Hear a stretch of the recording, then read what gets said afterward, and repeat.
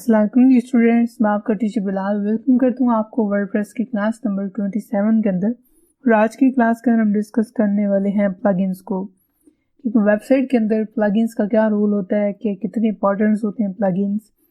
जैसे कि हमने लास्ट क्लास के अंदर देखा कि हम किस तरह एक अच्छा थीम ढूंढ सकते हैं, डाउनलोड करके उसको अपलोड किस तरह कर सकते हैं।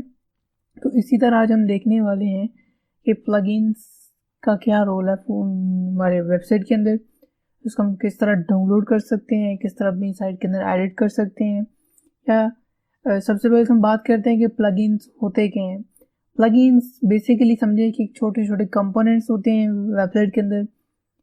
वैसे देखें, जब हम वेबसाइट बनाते हैं तो उसके अंदर हम क्या करते हैं, हम एक थीम सेलेक्ट करते हैं।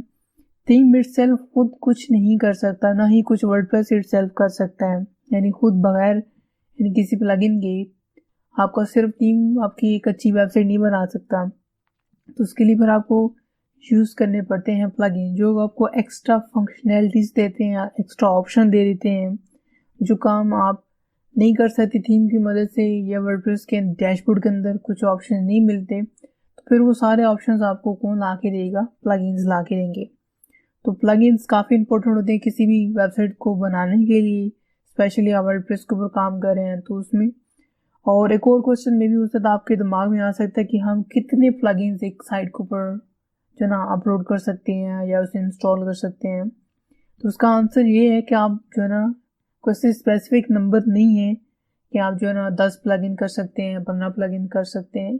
लेकिन इस चीज़ का ध्यान आपने रखना है कि आपके जितने ज़्यादा प्लगइन्स होंगे इतनी आपकी साइट लोडेड हो जाएगी, हैवी हो जाएगी, ओपन होने में काफ़ी ज़्यादा टाइम लेगी। यानी डिसएडवांटेज भी हैं ज़्यादा प्लगइन्स को यूज़ करने के। तो कोशिश करें 3-4 से ज़्यादा प्लगइन्स मत यूज़ करें अपनी साइट के ऊपर, जिससे आपकी जो वेबसाइट की लोडिंग स्पीड होगी उसमें काफ़ी जो है ना फ़र्क आएगा अगर ज़्यादा आपने प्लगइन्स किए हुए हैं। ठीक है, तो कोशिश करें आप सिर्फ वही प्लगइन्स करें जो आपको ज़रूरत है। एक्स्ट्रा प्लगइन्स को इंस्टॉल मत करें, उनको डिलीट कर दें अगर आपने कर रखा है तो। अब हम देखने वाले हैं कि हमें प्लगइन्स कहाँ से मिलेंगे, किस तरह हम डाउनलोड कर सकते हैं, किस तरह अपलोड कर सकते हैं।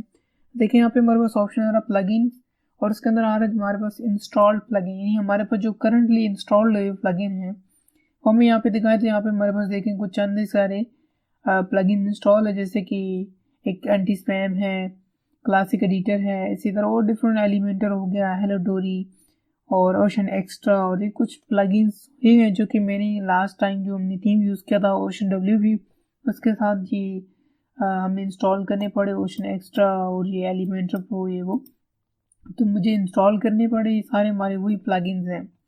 अब हम कैसे ढूंढ सकते हैं प्लगइन्स? हर काम के लिए कुछ ना कुछ आपको मिल जाएगा, प्लगइन्स मिल जाएंगे। आपने करना क्या, यहाँ पे देखें ऐड न्यू बटन आ रहा है, यहाँ पे क्लिक करना है और उसके बाद यहाँ पे आके सर्च करना आपने जो भी आप काम करना चाह रहे हैं। फर्स्ट करें आपको अपनी वेबसाइट के ऊपर सोशल मीडिया आइकन्स लगाने, तो यहाँ पे अगर आप सर्च करें सोशल मीडिया आइकन, आपको क्या मिलेगा? यहाँ पे सोशल मीडिया आइकन्स के प्लगइन्स मिल जाएंगे ढेरों।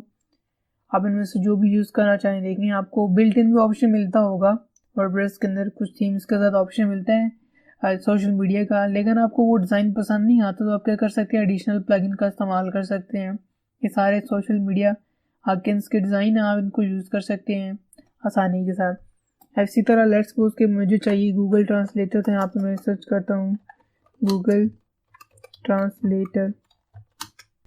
मैंने शॉर्ट फॉर्म में यहाँ पे सर्च कर दी गूगल ट्रांसलेटर। तो इस तरह आपको यहाँ पे देखें ये गूगल ट्रांसलेटर मिल जाएगा। यानी आप अपनी वेबसाइट को कन्वर्ट करना चाहते हैं तो आप काम कर सकते हैं। अगर आप चाहते हैं यहाँ पे फ़ोटो गैलरी बनानी, तो यहाँ पे आप सर्च करें फ़ोटो गैलरी, तो क्या होगा आपको यहाँ पे फ़ोटो गैलरी के रिलेटेड ढेर सारे प्लगइन्स मिल जाएंगे, जिनके थ्रू क्या कर सकते हैं, आप एक अच्छी पोर्टफोलियो गैलरी क्रिएट कर सकते हैं। देखें ये सारे के सारे प्लगइन्स ये आपको करके दे सकते हैं। फिर इस तरह आपको अच्छी मेन्यू बार बनाना चाह रहे हैं तो उसके लिए वैसे भी आपको थीम के अंदर ऑप्शन मिलता है, लेकिन अगर आप उससे ज़्यादा अच्छा कुछ करना चाहते हैं तो उसके लिए फिर आपको प्लगइन इंस्टॉल करना पड़ता है। हमारा जो एलिमेंटर है ये भी कैड सेल्फ एक प्लगइन ही है। फिर उसके अंदर आगे फिर डिफरेंट फंक्शंस आ जाते हैं, इसमें विजेट्स आ जाते हैं, टेम्पलेट्स आ जाते हैं, डिज़ाइन, तो हमें जो सारा कुछ उसके अंदर मिलता है। तो ये छोटी छोटी चीज़ें होती हैं जो कि काफ़ी हेल्प करती हैं एक अच्छी वेबसाइट बिल्ड करने में। और प्लगइन्स तो समझें कि एक बैकबोन की तरह है। थीम के बाद सबसे ज़्यादा इंपॉर्टेंट चीज़ ही इसके प्लगइन्स होते हैं। अगर प्लगइन्स होंगे तो आपकी एक अच्छी साइट बनेगी। अगर प्लगइन्स नहीं है आपके पास तो समझिए कि आप अच्छी साइट नहीं बना सकते। ठीक है, ये एसईओ के लिए है, ये कॉन्टैक्ट फॉर्म लगाने के लिए है, क्लासिक एडिटर यानी बिल्कुल जैसे एमएस वर्ड का ऑप्शन होता है ना बोल्ड इटैलिक अंडरलाइन करने के लिए, तो उसको बनाने के लिए एनेबल कर देगा क्लासिक एडिटर, आप इसको यूज़ कर सकते हैं।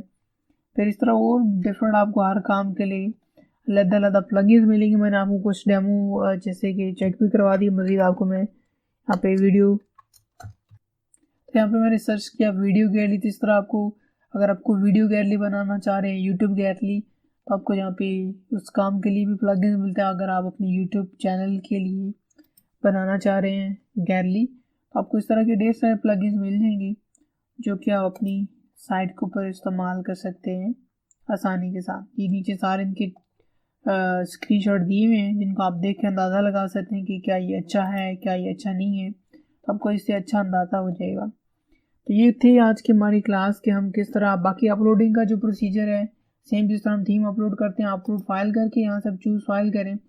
अगर आपको कुछ समझ नहीं आता गूगल पे भी जाके सर्च कर सकते हैं, यानी कौन सा थीम कौन सा प्लगइन आपने यूज़ करना है।